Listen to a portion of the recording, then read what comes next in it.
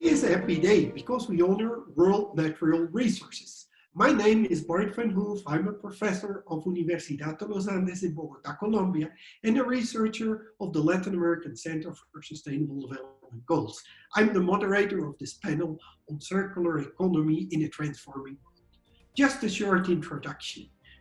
The world is filling up as the population is growing and consumption per capita as well. Improvement of quality of life, especially in emerging markets, requires even more material and water extraction. Nature is being pushed beyond its limits. The circular economy introduces new business models and different manners for consumption. Waste becomes raw material, ownership is shared and cleaner production becomes the norm. New efficient services appear.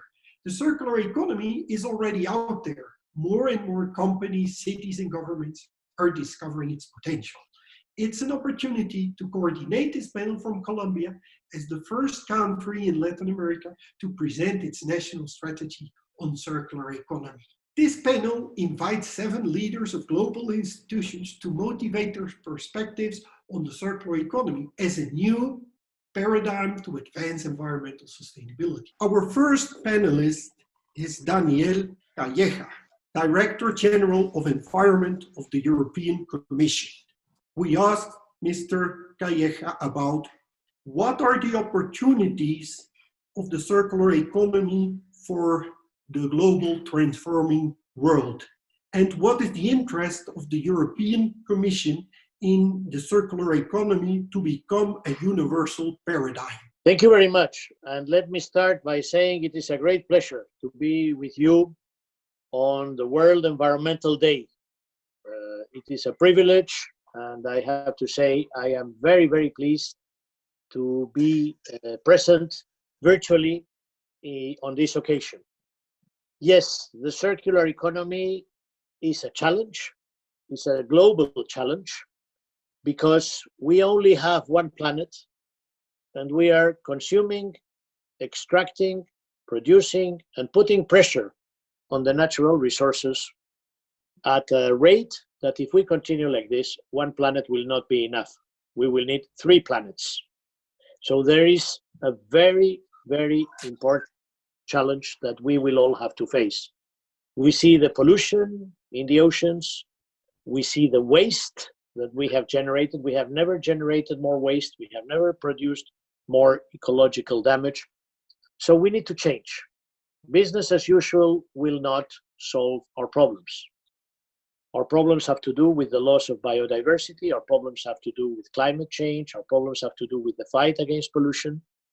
And our problems have to do because we have to change the economic model. We have to move from a linear economy where you produce, you consume, and you throw away to a virtuous circle where everything you do, since you extract the resources, when you transform, you produce, and when you consume, you close the loop and you go for more circularity. Why is the circular economy so important? Because it brings forward 3 opportunities. First of all, a huge economic opportunity. If our companies are more circular, they will be more resource efficient, they will be able to do more with less, and they will be more competitive. So there is a very strong economic advantage. 600 billion euros every year, which companies can save by being more circular. Making savings means reducing costs. Reducing costs means generating more revenue. Generating more revenue means the possibility to be stronger and more competitive. There's a second very important opportunity behind the circular economy, and this opportunity is the ecological opportunity. We will pollute less, we will reduce our emissions, and we will be able to perform in a more sustainable way. Yes, companies have to be more competitive. Yes, they have to develop, but we need to ensure green and sustainable growth. Last but not least, behind the circular economy, behind the economic and environmental opportunities, there is a big social opportunity. The jobs of the future will be circular. The opportunities for SMEs, for entrepreneurs, new business models, working in new opportunities linked to the fact that the waste of a company becomes the raw material for another. So there are three key opportunities: economic, environmental, and social, which I think are there. Final point, why is it important for Europe? Well, Europe is a region of the world which doesn't have huge, neither natural resources nor energy resources. We are dependent. But we have an objective. We want to become the most resource efficient region in the world. We want to make sure that we are able to produce in a different way, to be leaders in green products, in green services, in green jobs. And this is what the European Green Deal is all about. A new agenda of transformative change, changing the energy, the transport, the production activities, the construction sector, the food sector. All of this bring new opportunities. And this is why the European Union is fully committed through the European Green Deal to move towards a more resource efficient, low carbon, circular economy. Thank you very much, Mr. Calleja, for your intervention and contribution to this panel. For a second perspective, we now invite Mr. Bruce McMaster, President of the National Business Association of Colombia, ANDI. The questions for Mr. Bruce to cover are: what are the main barriers of industry to advance the transition towards the circular economy, and how to overcome these barriers? Mr. Bruce. Thank you, Professor Van Hoff. For Andy and for me, it's very important to be here, and it's really a pleasure to be part of this panel. And let me just go to your question, just to tell you that this is something that is definitely going to change the perspective of private sector in face the environment. We're trying to do huge changes. We're trying to be part of solutions, and we're trying to get to the market some solutions that are at the same time profitable. So in that sense, let me tell you that we have, on one hand, we have the consumer. And this, I know Europe has gone through this for years, but let me tell you that in Latin America, this is still a huge challenge. We have to enable the consumer to have a behavior and to change in a way, and in a way try to get there. Engagement is one of the main challenges we do have. When consumers are in a powerful position to drive a continued change, and at the same time, it is interesting to say that they're demanding a clean, sustainable products and demonstrating that they have a willingness to participate in the circular economy. At the same time, or on the other hand, we have innovation, and we are trying to foster innovation and products in terms of products and services, designing and exploring new disruptive technologies and accelerating entrepreneurship in this specific field. Companies cannot innovate with no doubt through their circular economy without, let's say, positive environment for their innovation. So we want to have a competitive advantage for companies that gives them the opportunity really to have new positions. At the same time, we have and we need a collective and timely action, saying that collaborative models have to drive actions towards circular economy with the scale and the speed we need. We need something that happens really quickly. We need something that really happens as a decision of the society, and we need to be able to say that it was adopted by the whole economy. So in that sense, we created what we call in Andy Vision 3030 and Grupo Retorna, which are two examples of cross-value change collaborations with more than 26 sectors and almost so far 307 enterprises are working to increase recycling rates of different type of products and materials. And we include packaging, we include tires, we include electric and electronic waste and batteries. And finally, we're trying to work with the government. We need the leadership of the government that we have found in Colombia, that we have a government that is really interested in doing so. So governments are essential in setting up effective collection infrastructure on one hand, facilitating and establishing establishing of a related regulation is really important. We need self-sustaining funding mechanisms that provide and enable regulatory and policy landscape through science and evidence base. And finally, we found that the economy and the companies in Colombia, they're willing, or they're making the decision really to preserve and enhance our natural capital. You know that Colombia is really rich in those terms, but some of our natural capital is not non-renewable. So we're found that companies are really trying to get the best of this and enabling greater production and consumption with a fewer negative environmental impacts, and at the same time identifying critical ecosystems to preserve and enhance this natural capital. And this is maybe something that really gives us a special character. It has been recognized as an initiative that has been trying to link biodiversity and development leveraged by business sector. So we have been working in many fields in this sense. So thank you for the opportunity to tell everyone what we are doing and how the Colombian private sector is trying to be part of the solution with this what we call Vision 3030. Thank you, Professor. Thank you very much, Mr. McMaster, for your intervention. So far, we have heard about the opportunities of the circular economy and the barriers for converting the model of linear production and consumption towards circular ones.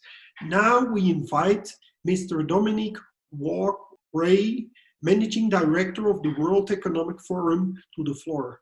The question we formulated for Dominic is, how can the circular economy be scaled up to a critical mass of industrial systems? Thank you very much indeed. And may I just say, it's a delight to be here when this wonderful set of discussions that the government of Colombia and the president have created for World Environment Day. As you know, environment and sustainable development lies at the core of our mission of the World Economic Forum to improve the state of the world. Your question is a great one. And I'm delighted to say that one of the key elements has already been met, because there's a critical mass of public opinion about the need to go circular, about the need to minimize waste.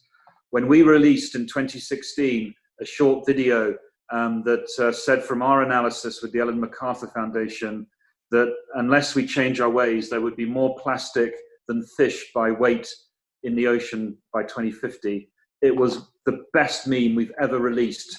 It was incredible. There's so much interest in the topic, and it's an outstanding and very worrying statistic if you think about it. More plastic than fish in the sea by 2050 unless we do something. As we've heard from our colleagues from the European Commission and the National Association of Entrepreneurs of Colombia, there's significant leadership in both policy, and I commend the European Commission for its fantastic work, both in the Green Deal and the Circular Economy Package, and within Colombia, particularly with the roadmaps and such like. Perhaps the trick to scale, to answer your question, is to bring these together, the public and the private.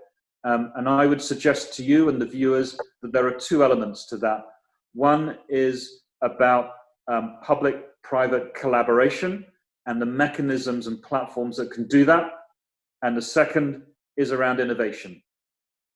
And I'm delighted to say that in the arena of public-private collaboration, we have been very honored to host and grow the platform for accelerating the circular economy, which our colleagues from the European Union and European Commission are very closely involved with. The government of the Netherlands hosts it with the World Resources Institute. It has 80 CEOs, 20 governments around the world involved, and has a fabulous range of co-chairs from industry, Frans van Houten, the CEO of Royal Dutch Philips, Lisa Jackson, the Vice President of Environmental Policy and Social Initiatives from Apple, Naiko Ishii, Managing Director of the Global Environment Facility, and Inga Anderson, who you know well as the Executive Director of the United Nations Environment Programme. You could not have a better public and private leadership for such a collaboration. Within that work, many areas of activity have been produced around electronics, around textiles, and notably, because I mentioned plastic at the beginning of this intervention, the Global Plastic Action Partnership, spurred by the Canadian G7 of 2018 and the UK Commonwealth-led initiative, and involving companies like Coca-Cola and PepsiCo and Dow Chemical and Nestle and many others, creating credible action plans in countries like Indonesia and Ghana and Vietnam to reduce plastic pollution, to increase innovation, and to create the circular economy in action around critical topics. The second area is around innovation. And here is a very fascinating trend that we at the World Economic Forum have called the fourth industrial revolution, the fast pace of technological change, which is creating new kinds of jobs, as we heard from the European Commission, and changing the way that business models work.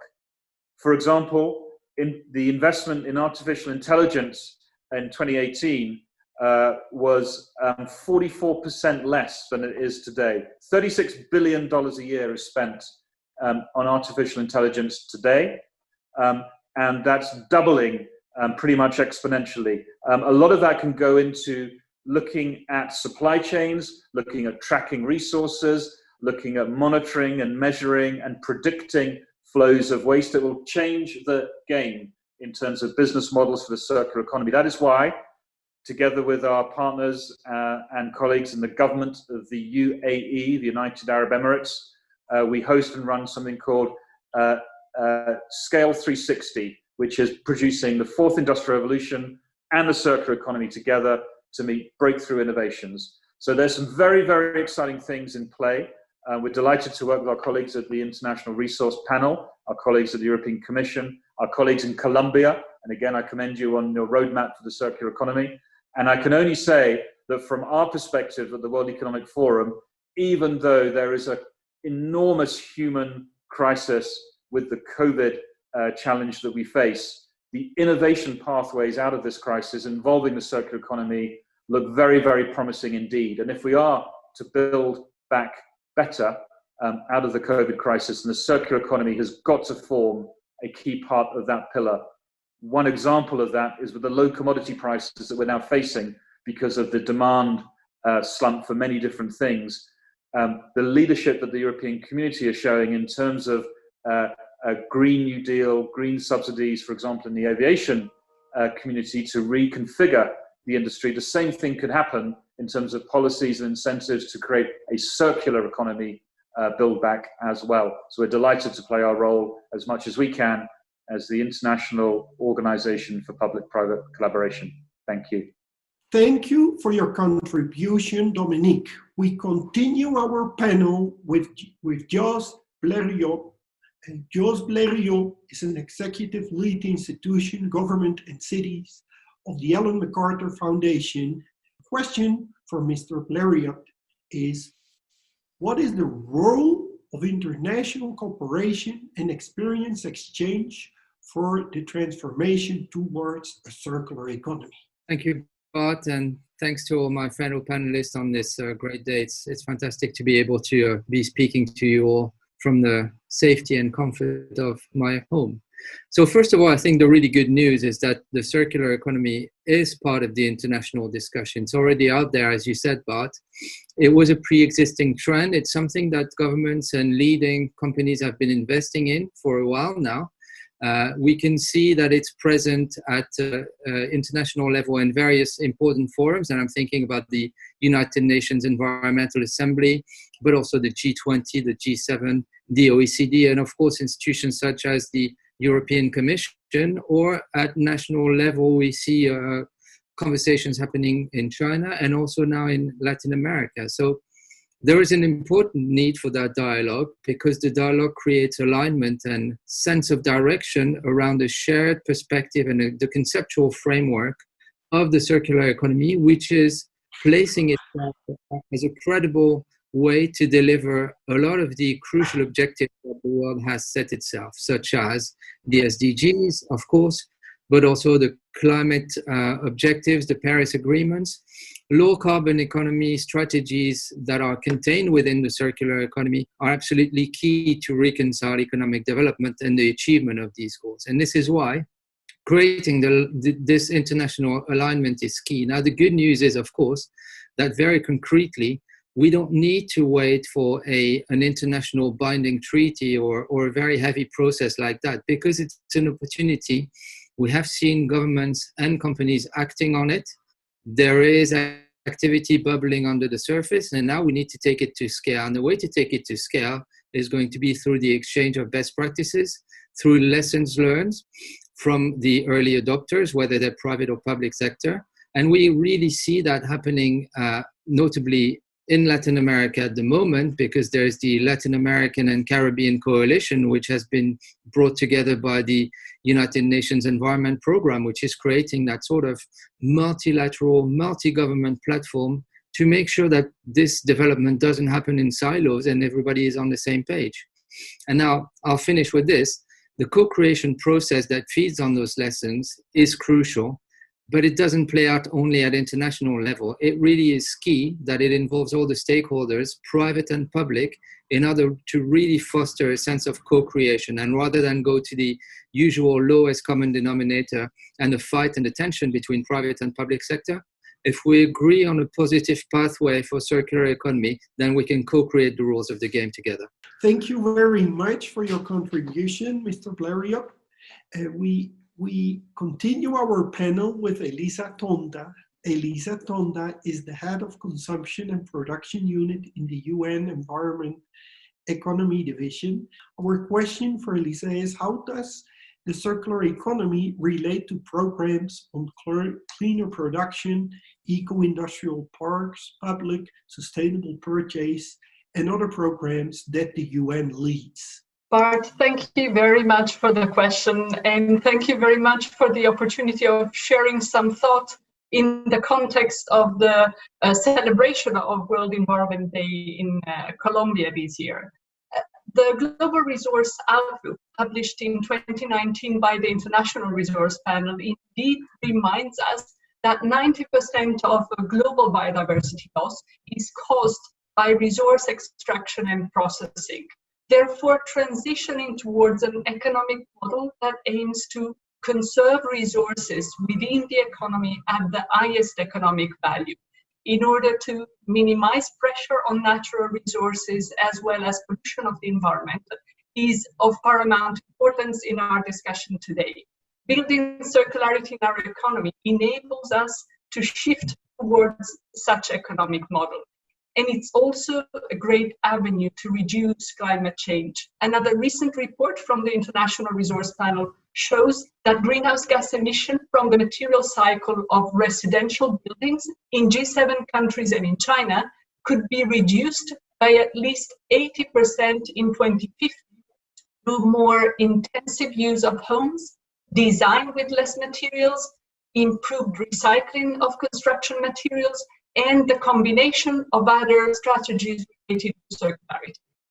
However, we must keep in mind that decisions supporting circularity in our economies require systemic approaches and strategies which embrace the entire value chains and which promote actions in each and every stage of the value chain, from the conception and design of systems that fulfill human needs to the provision of resources, both virgin resources and increasingly secondary and cycled resources, their transformation or manufacturing to goods and services, their distribution, use, maintenance and operation for as long as possible, and finally, they're circling back into the system through reuse, repair, refurbishment, repurposing, remanufacturing, and recycling.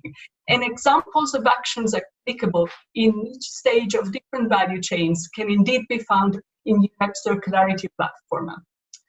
And to address the point that you raised in your question, to support this paradigm shift, UNEP engages all stakeholders in the value chain to promote upstream resource efficiency and cleaner production, innovation for sustainability and life cycle thinking, while at the same time incentivizing the right policy framework to reward those who are part of the solution.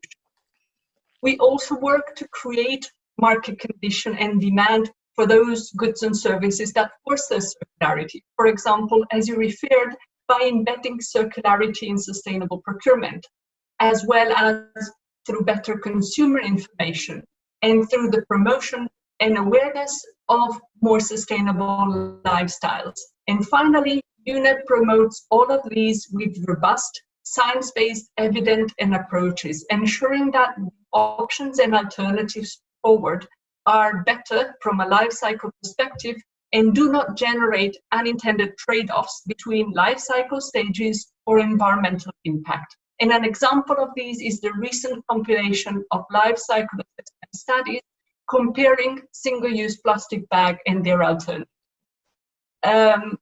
The earlier panelist already made a reference to the fact that it's good to have all those solutions applied across the value chain, but there's now an urgent need to bring them to scale. Global and regional initiatives aimed at disseminating knowledge and promoting the exchange and uptake of good practices play a fundamental role in achieving this objective. Among these, the One Planet Network, which supports the global shift to sustainable consumption and production and the achievement of Sustainable Development Goals 12, as well as the Partnership for Action on Green Economy, play an important role at global level.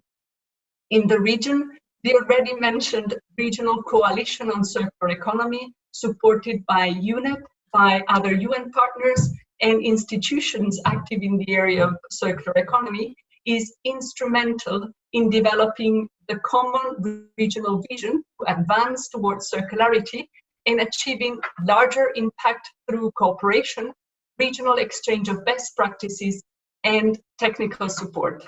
And Bart, I give the floor back to you. Thank you very much, Elisa, for your contribution. I think very inspiring and very complete your vision. Now we will continue our panel with Mehdi Stanislaw. Mehdi Stanislaw is the interim director of Global Battery Alliance of the World Economic Forum. Our question for Mehdi is, what are the implications of the current crisis caused by COVID for circular economy perspectives? Thanks, Bart, and thanks to my global circular friends on the panel. Happy World Environment Day. COVID has brought sharp focus on a number of items. One is a resilient and responsible supply chain, vulnerable workers and communities to supply the world's economy. The Global Battery Alliance is focusing on a resilient, responsible, sustainable battery value chain. It is focusing on how to drive a supply chain to result in a 30% greenhouse gas reduction in the transportation and power sector. How do you create responsible, sustainable, human right-based jobs?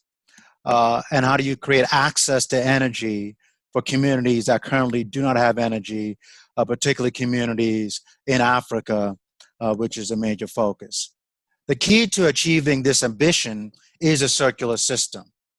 Achieving the greenhouse gas reduction in the transportation and energy sectors will require reducing the cost of electric vehicle batteries by 23%, based on a study that we issued last year. That 23% reduction of battery costs will drive the increase in battery demand to result in this greenhouse gas reduction. To realize this 23% cost reduction, we have to optimize the use and recovery of batteries. So those things like extending the life of batteries through repair and refurbishment, looking at second-use deployment of batteries in on and off-grid purposes, and optimizing recycling. One of our flagship efforts is something called a battery passport to enable the safe exchange of data to enable the realization of these circular economy levers. Equally important is ensuring that safe access to renewable energy and storage occurs so that safe use of batteries in use and transportation, and ensuring that end-of-life management is in place. Underscore all of these, and the foundation is addressing human rights and addressing the critical issues of child labor, which unfortunately is currently embedded in the world supply chain. From mining to processing to end-of-life management is a critical but understated aspect of circular economy.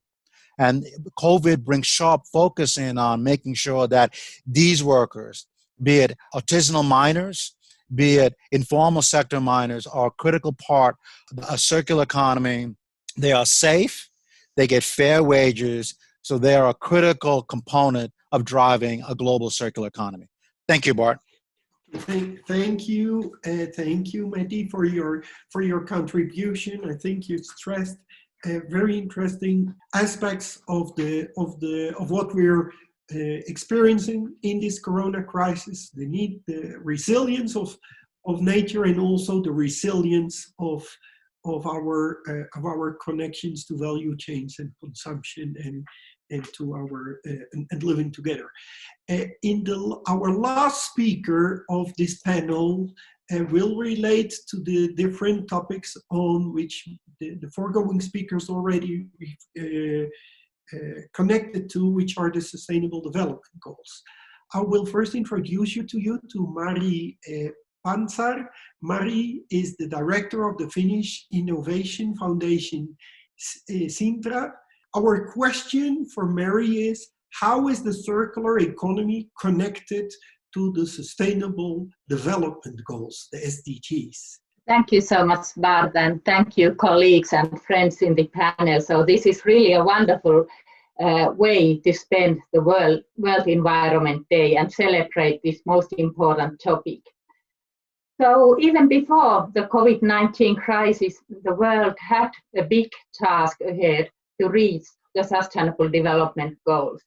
And now in the midst of the crisis, there is an additional risk that the states will focus their attention to starving the wheels of the economies at any cost, even at the expense of international cooperation, equality, and also the environment.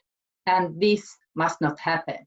And therefore, we need to make sure that the recovery after the COVID-19 crisis is green and sustainable, because we all know that returning to the old normal is really not an option.